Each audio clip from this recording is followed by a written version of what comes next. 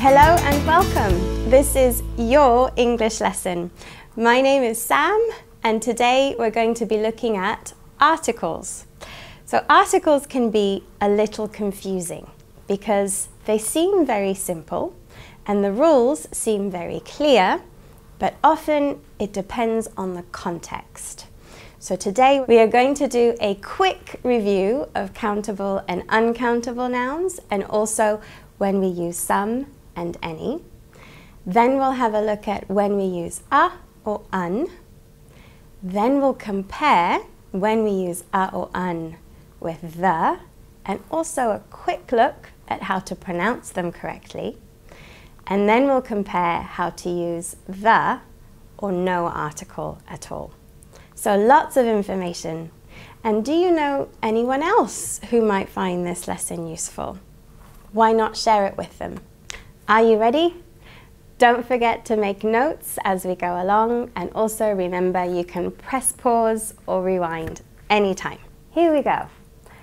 Let's start by looking at countable and uncountable nouns because these help us decide if we need to use an article or not. Let's have a look at this sentence and help me find the nouns. For lunch, I have a sandwich, an apple, and a cup of coffee. So the nouns are sandwich, apple, cup, and coffee. But which ones of those are countable? It was sandwich, apple, and cup, right? So coffee is an uncountable noun. Now let's look at some rules to help us decide if a noun is countable or uncountable. Decide with me and we'll put them in the correct column. Can be singular, just one, or plural with an S at the end. Apple, apples. Can be used with numbers. 1 apple, 2 apples, 3 apples. We need to use a or un when it's singular. An apple. Can use with a, of, a cup of coffee, a bowl of rice, a jug of milk. Can be used alone. Coffee, rice, milk. Can be used with some and any. Aha, that was a trick question because it's both countable and uncountable. Here they are with countable nouns. What do you notice about the countable nouns? Are they singular or are they plural? Okay, so the nouns are all plural because they have an S at the end. Now notice, do we use some or any with affirmative or positive sentences? Do we use some or any with negative sentences? And do we use some or any in questions? Well done! The rules are the same when using some or any with uncountable nouns. So let's have a look at another example and help me complete it this time. Did you buy any coffee? Yes, I bought some coffee, but I didn't buy any milk. How's it going? Are you finding this lesson useful? If you are, why not click the subscribe button right now and then you'll never miss one of your English lessons again. Now let's have a look at when we use a or un. We use a or un with singular countable nouns. Plural countable nouns and uncountable nouns can stand alone. They don't need an article, but singular countable nouns always need something before them. That's a nice dress. Thanks. And those are lovely earrings. Thanks. I'm starting a new job today. Oh, that's wonderful news. So, dress is a singular countable noun, so we used a. Earrings is a plural countable noun, so we didn't need an article.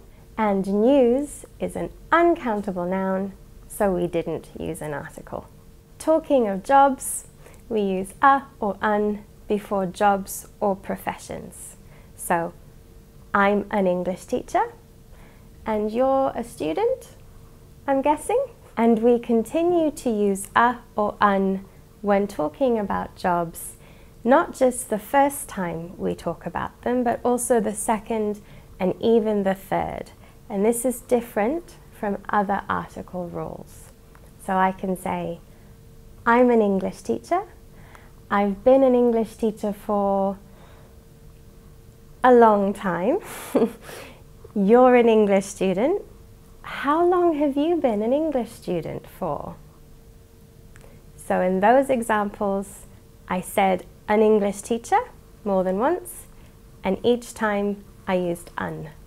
I said an English student more than once, and each time I used un. This is different to most other situations because we usually use a or un to introduce something, a new piece of information. And then the second time we talk about it, we change to the, because the person listening now knows what we're talking about. For example, they went on holiday and stayed in a hostel. The hostel was very noisy, so they moved to a hotel. We use a hostel the first time because we're introducing the information. It's new. We use the hostel the second time because now it's not new information. So why do we use a hotel in the second sentence? That's right, because it's new information and it's the first time we are talking about a hotel. Well done. Okay, let's look at some other situations where we compare a or un with the. We use the to talk about a specific thing, and we use a or un to talk about a non-specific thing. For example, can I borrow a highlighter? Can I borrow the blue highlighter? A highlighter is non-specific, any highlighter is fine, and the blue highlighter is specific. I want this one. Let's try another two. The suit my husband wore to our wedding was his father's. My husband just bought a new suit. Which one is specific and which one is non-specific? The suit my husband wore to our wedding is specific, and my husband's bought a new suit is non-specific. Let's do one together. Please complete the gaps with a or un and the as you listen. Sally has exam tomorrow. Did Sally pass driving test? So the first one is non-specific. Sally has an exam tomorrow. And the second one is specific because we're talking about the driving test. Did Sally pass the driving test? You could also say her driving test in this situation. But we need to spend a moment looking at how we pronounce these little words. They seem easy, but there are rules, and I'm sure you know them, so why don't you help me? Please match a or un with the correct rule. When the noun starts with a vowel sound. When the noun starts with a consonant sound.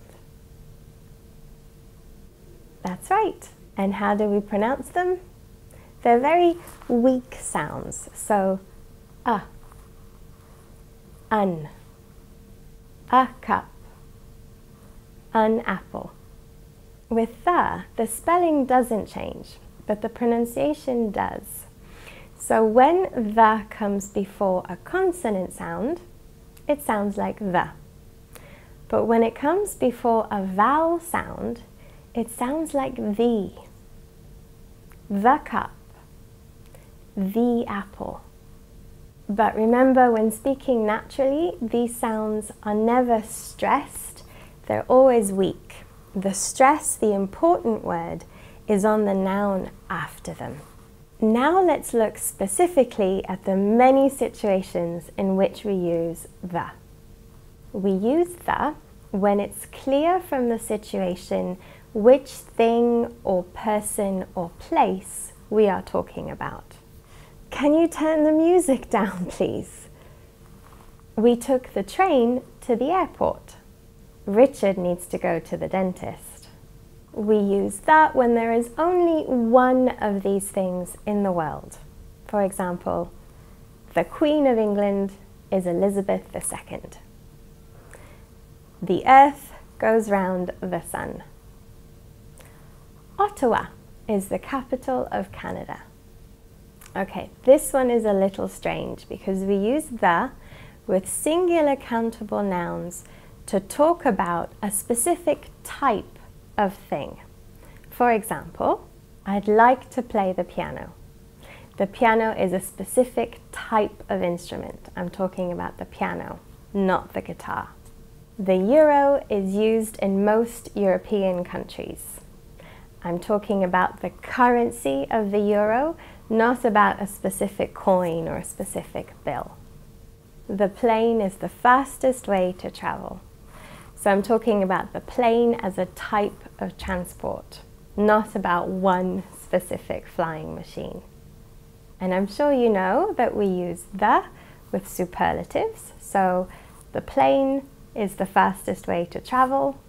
Mount Everest is the tallest mountain in the world. And we use that with some fixed expressions. I'll call you at the end of the day. Our hair is the same color. Do you have any questions so far? If you do, write them in the comments below and we'll get back to you as soon as we can. Now we need to compare when we might use the and when we might not use any article at all. When we are talking about things or people in general, we use no article. But when we are being specific about things or people, then we use the. And in these cases, we are talking about countable plural nouns or uncountable nouns. Let's have a look. I don't like Chinese food, but the Chinese food we had last night was very good. So the first part is general. I don't like Chinese food in general, but the Chinese food we had last night is specific. Excuse me, could you pass the salt, please? Salt isn't very good for you. So which one is specific and which one is general? The first one is specific, isn't it? Because I'm asking for the salt may be on the table. And the second one is general. I'm saying in general, salt isn't very good for you. Why don't you try the next one? She loves working with animals. Many of animals in Australia are dangerous. So in the first sentence, we are being general, so no article. And in the second, we're talking about a specific group of animals, so we use the. Good job. So remember, when you're talking in general about anything, people, food, music, no article. When talking about places, we sometimes use the, and we sometimes use no article. So have a look at these sentences and decide which ones are talking about the specific building and which ones are talking about the institution or the organization in general. Excuse me, do you know where the university is? Patricia is studying to be a lawyer at university. So in the first one, am I asking for the building? Yes. And in the second one, I'm talking about the educational institution where Patricia is a student of law. Do you want to try this one? So which one is about the building? Tom's in hospital with a broken arm. I'm going to the hospital to visit him. That's right. The second one is about the building where I will visit him. And the first one is about the medical institution where poor Tom is a patient. In American English, they will usually use the for both the building and the institution. So when listening, try to notice which thing are they talking about. And this leads us to talk about geography and place names. We're going to do this really quickly. There are loads of rules and exceptions, so we're going to look at just the main ones. Okay, are you ready? We do not use an article for continents, Africa, countries, Thailand, islands, Borneo, cities or towns, Delhi, Oxford. But we do use the in country names with republic, the Czech Republic, kingdom, the United Kingdom, states, the United States. We do not use an article with the names of mountains, Mount Fuji, and with the names of lakes, Lake Titicaca. But we do use the with mountain ranges, the Himalayas, oceans, the Pacific Ocean, seas, the Red Sea, rivers, the Amazon, and deserts, the Gobi Desert. We do use the with the plural names of certain countries, the Netherlands, and groups of islands, the Bahamas.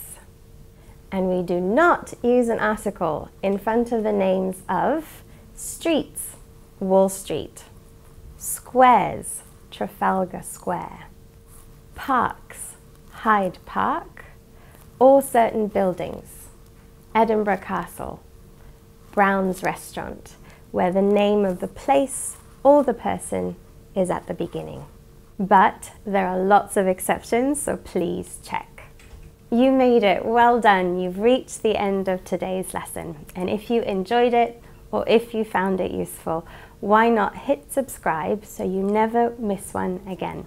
This is your English lesson. We are here for you. Also share it with your friends if they might find it useful too. So today we looked at a lot of information. Let's quickly review what we talked about. So we looked at countable and uncountable nouns. We looked at some and any. When to use a or un. We compared a or un with the. We looked at how to pronounce them correctly. Then we looked at when to use the and compared when to use the with no article. And if you're still in the mood for learning, why not click on some of the other lessons available here, just here. And otherwise, see you very soon, I hope, for the next Your English lesson. Bye bye.